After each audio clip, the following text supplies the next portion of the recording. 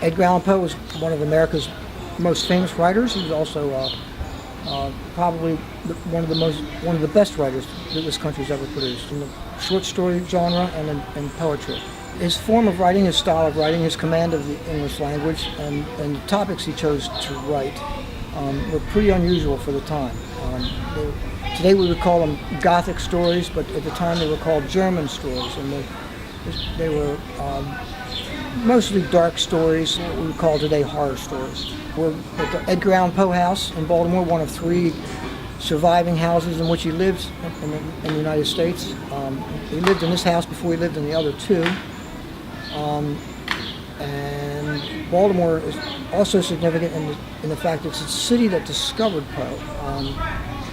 He managed to get himself published before he came to Baltimore, but Baltimore was the first place where he actually was paid for his writing. There's a school of thought that suggests that Poe's poverty influenced him and actually inspired him to write such dark stories. And there's the other school of thought is that he wrote them because of his poverty. That he had to, and that I don't think he could come up with to make a living with. Either way, the stories came from nowhere. I mean, nobody else was doing it, and he was the first one.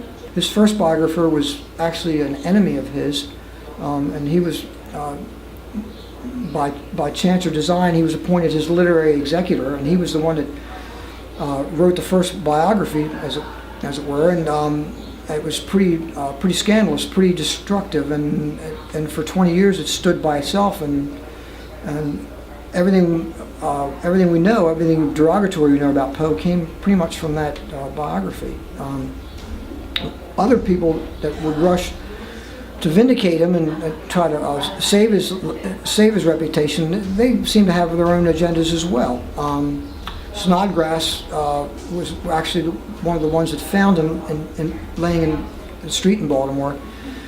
He was a disciple of Poe, you'd have to say. He was he corresponded with him, and he published a lot of his work, and he was very friendly terms with Poe when he died. But he was a temperance zealot. He was anti-alcohol, and he used Poe after his death as an example for his lectures, his anti-alcohol lectures.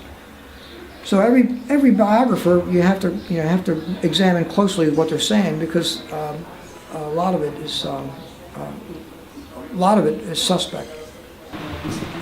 The Poe reads, "Fate that once denied him, and envy that once decried him, and malice that once belied him, now cenotaph his frame."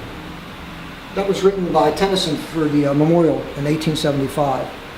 And basically what Tennyson meant by that is that all the negative stuff that has been written about Poe is really an empty memorial.